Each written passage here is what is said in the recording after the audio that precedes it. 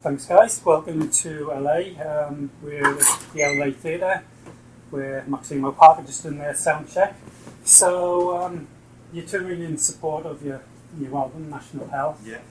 Can you explain a bit about the album? I think it's a progression, a kind of natural progression. We had a bit more time to make this record. We deliberately tried not to rush into it, and I think we've ended up sort of cherry picking the best of 3 albums that we've made, 3 quite different producers, and we've added new ideas into the mix and come up with something that's probably our most diverse record yet, and something that we thought was very strong. Yeah. That because it had all of those elements in that we thought were the better parts and the kind of more quintessential parts as well of our band, the things that we are good at. Because obviously on each record you want to try different things out, otherwise it'd be a good band. I don't think you're playing it safe and it'd be boring for everybody concerned. You've got to try and challenge yourself. Let's apply that to life, not just making music. So yeah, I think it finds us at a place where we've consolidated some things about our band and kind of realised a few things about ourselves that what we are good at, and at the same time it adds new things in there. We've never done stuff like Unfamiliar Places, which is a big song. Yeah, I have to say that's one of my favourite tracks on the album, particularly because it's a bit different from the normal sort of powerful stuff that you see. Yeah, so it's got a good sound to it. Yeah, I mean, there's other tracks like This Is What Becomes Broken Hearted, which starts off with a piano intro, which we've kind of done before with stuff like Your Urge, but it goes off into a kind of synth pop kind of moment, and there are moments like that on the rest of the record, like Wolf Among Mess and Lips is almost a kind of techno song in a way.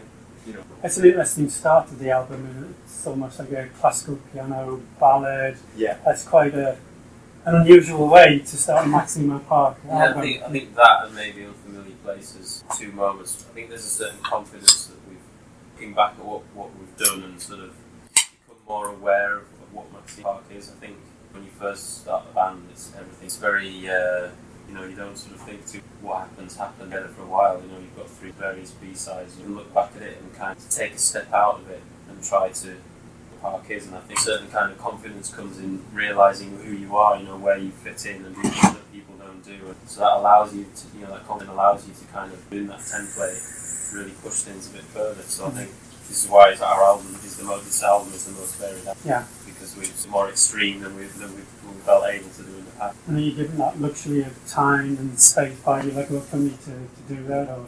Yeah, and there was no pressure. We knew that we needed to take a break. I think after we felt like we'd done this cycle in a row and carry on doing it. We needed to take a step back and then come to it with approach. Just question why you do an album in the first. The world needs there's a rock album, and what. I'm coming back to it, having taken a break. And Paul did a solo record, and this record we did a silent film, and kind of for the first time taking a step back. So when you takes a little bit longer to adjust, and everyone's got different, and also you feel like there's a kind of a sense of you deliver out and you know whether people. I'm sure they do. I mean, you've still got lots of fans out there. And just listening to the soundtrack was pretty awesome. Yeah. Is it just coincidence that all your albums have 3 words in the title, or deliberate plot? Well, it's kind of they all have a ring about them, and it's like. Why is an album usually about 40 minutes? There are certain things that just feel right and kind of have about them, and we've toyed with a few other different kind of things, just having a 1-word title and things like that. But in the end, it felt a bit different from our other album titles. The other album titles were kind of almost like a trilogy of titles that fit in together. They had a ring about them, and the new one is more bold, and it's like da da da da, whereas the other ones were like da da da da da da da. There was in terms of the kind of rhythm and the syllables and all that sort of stuff. This one is as bold as we can get without being too specific. Again, the national health could be anybody's national health, and the beauty of our songs, they have a very specific quality that comes from real life, from real experience, and that you can buy into. When you listen to our songs, I would like to think that you're aware that they come from the heart. They're from viewing the world in a certain way, but at the same time they're not dogmatic. You know, they're really open-ended in a certain other way. They have a universal quality where somebody can listen to it and say, okay, this could be my life. Certain lyrics that are maybe more specific. You get to a chorus of the National Health and it says, you know, I wouldn't bet my life, but maybe things, you know, and anybody could grasp onto that concept, even though the first line is, and is ill and it is not alone. Again, that says, yes, I'm talking about England because that's where I'm from, and there is a truth to the lyric. But it says it's not alone, you know, it casts it wider. Lyrically, it's not about this person's world, it's like, you know, there is another world out there that is also suffering an economic, broader social problems. I was going to say, when I heard the title, I immediately thought England, you know, the national health. Oh, yeah. And then, but when you delve into it, you know, there's all sorts of other things going on in there. That's the thing, it's like a hook, and that's the thing, if you do make it too specific to that time and that place, power of the record, you know, you want something going to be relevant to someone in 5 or 10 years' time. Yeah. Do you think where you're from, or where you formed the band and started your musical lives together, does that form the sound that you make or the lyrics you write? It does, but at the same time it's not a conscious thing. You know, I think wherever you come from, you inevitably, with your surroundings and your environment and the kind of the people you've been in contact with, or, you know, there's so many different factors that are making a record. I think, you know, we weren't necessarily that aware of what we were doing, but then you realise when you first starting out and people are sort of latching onto an accent, or you know, they're sort of putting you into the category of a northeastern band or a band from outside of London, you know, kind of quite a broad category.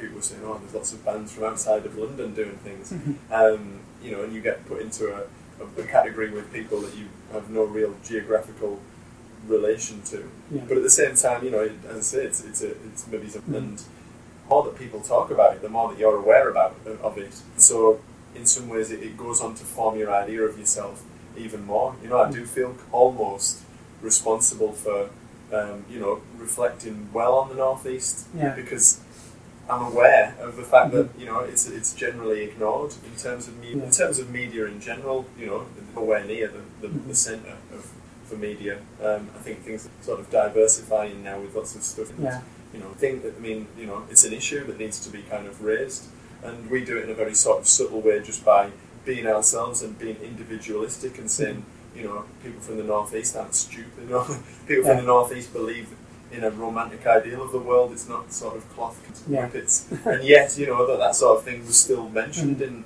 we went around the world, and, you know, in some ways you're there to dispel myths. And not all of us are from the Northeast, but we've spent a good portion of our adult lives there, and you know, Lucas is probably aware of this as well. You know, the kind of it's something that's part of that surrounds your band in the end. I think I found when I was living there, you see all the faults or the problems, but once you get away from the area, you're quick to defend it. You know, and you see the good points about how long you want to defend it, you stay up for it.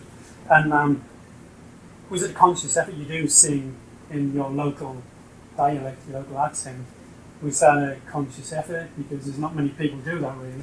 No, definitely not. It was something that was just it's the only way that I could have done it. I don't know how else I could have done it, and I didn't think it sounded particularly good. You know, I thought, oh well, it sounds quite blunt and kind of aggressive in some ways, and certainly not very refined. You know, in terms of voice as well. You know, the quality of my voice is probably forceful rather than subtle. But, you know, hopefully on the new album you change, and your voice changes, and your attitude to how you can do things, and, you know, being a bit more subtle and stuff. I think it's quite interesting how things start off. But the accent is one thing, not going anywhere unless I start to change my accent. People do when they move away, and they have different surroundings and people. You know, it's true. It's, you know, I studied linguistics at university, and people have that natural tendency to kind of move towards each other in dialect. They want to understand each other.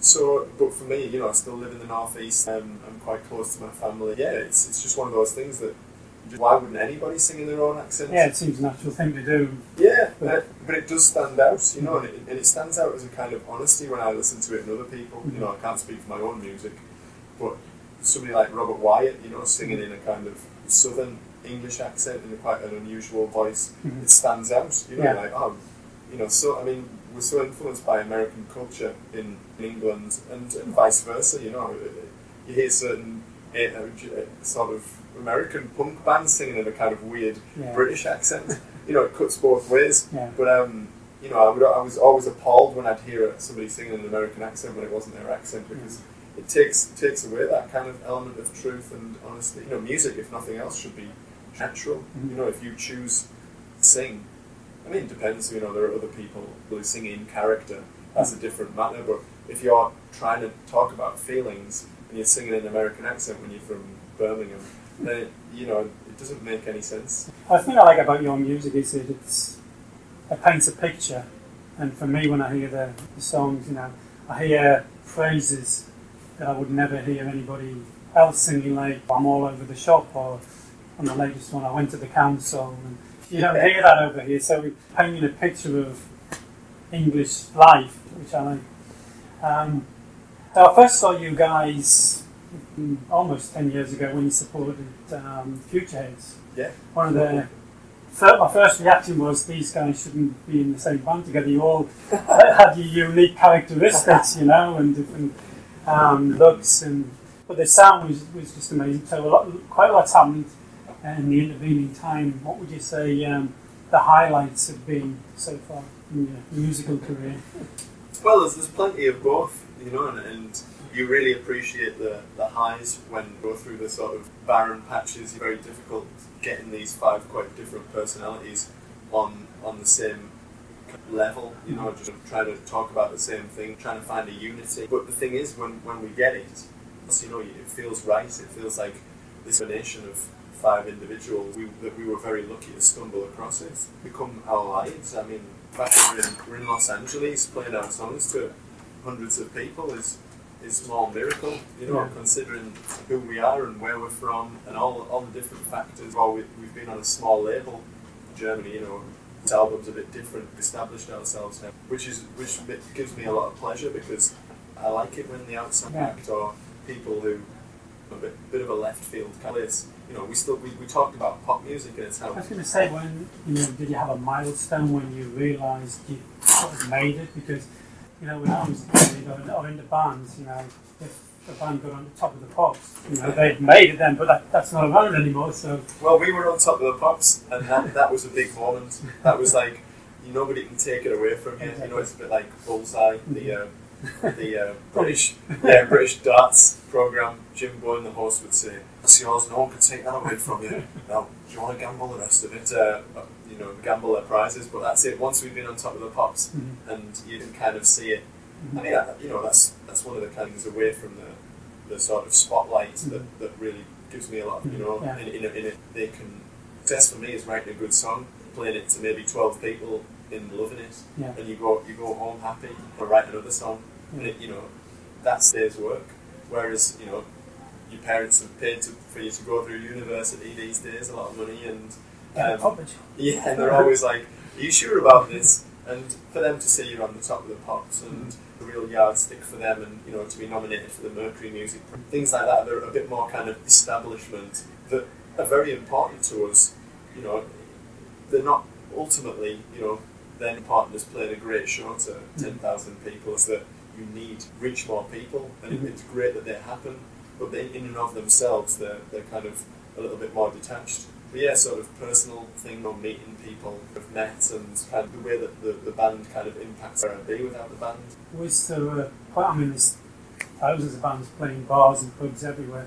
Was there a particular time when you knew you were onto something, or you just plugging away there until? I think we knew from when the final all joined the band. I felt that I didn't know. You know, it's not not that you know that you're in the city one.